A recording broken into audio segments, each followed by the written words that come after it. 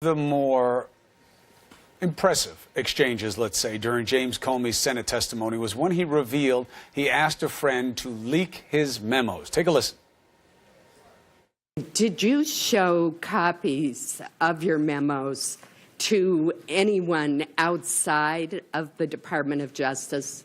Yes. And did you show copies?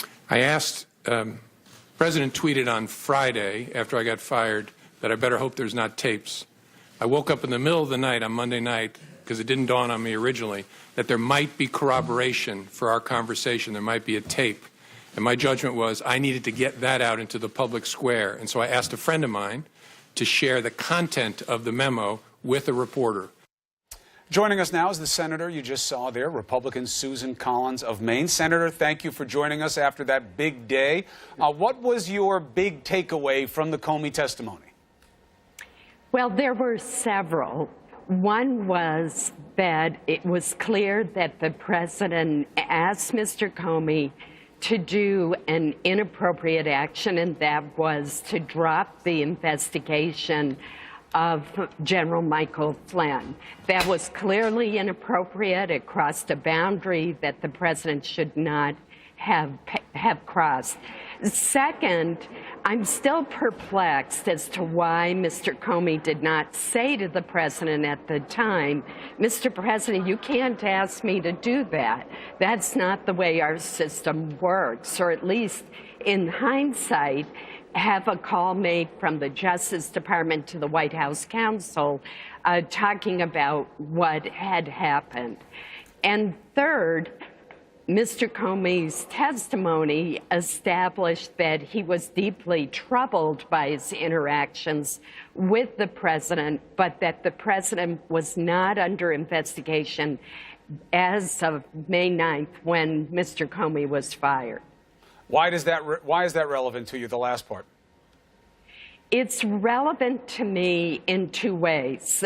One is that our investigation before the Senate Intelligence Committee, it's a broad investigation into Russian interference in our election last fall, about which we have considerable evidence, and whether or not either President Trump and or members of his campaign staff had direct contacts with the Russians that led to collusion or collaboration in this effort. So the fact that the president was not under investigation by no means exonerates his aides. It by no means ends the issue, because the special counsel will be continuing the investigation. On the matters that involve dialogue between the president and the former FBI director, whom are you inclined to believe at this point? I found Mr. Comey's testimony to be credible, candid, and thorough. That doesn't mean that he's right in every detail that he's remembering. It doesn't necessarily mean his interpretations are accurate.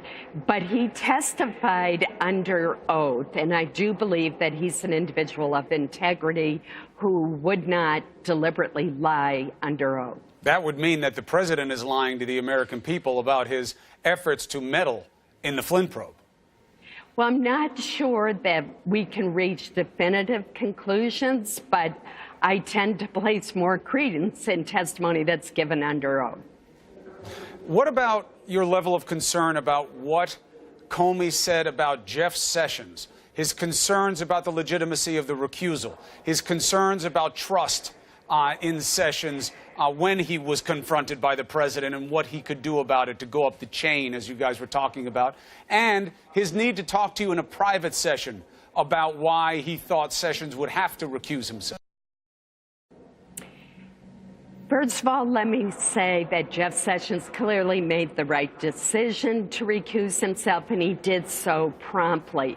But there remain a number of questions about his own interactions with the Russians.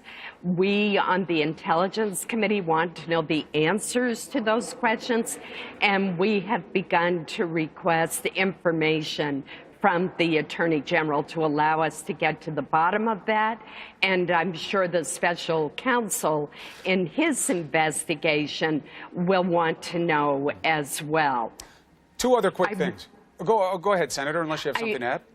I will note that the Attorney General this morning put out a press release disputing what happened, and that's why it's so important that we get to the bottom of it. The word inappropriate keeps being used, and I keep asking whether or not that's a word that will ever carry any accountability. It seems like a word that's used when nothing will really be done about whatever that action is. If it was inappropriate but not illegal, does the president have anything to be concerned about? Well, he does. I think this reflects the fact that this is the first president in our history who has had neither a military nor a political background. And I think he just does not fully understand or appreciate the boundaries, and that it is totally wrong. I'll go beyond inappropriate. It is wrong for the President of the United States to tell or imply to an FBI director that an investigation should not go forward. But how could he not know when he asked the AG and his son-in-law and others to leave, and when they tried to re-enter, told them to leave so he could talk to Comey? I mean, doesn't that tell you everything you needed to know about whether or not the president was acting in ignorance or acting with complete intentionality? Not necessarily, and here's why. The first interaction that the president had with Mr. Comey in early January at Trump Towers, it was the FBI director who cleared the room so that he could have a one-on-one discussion with the president about that salacious dossier.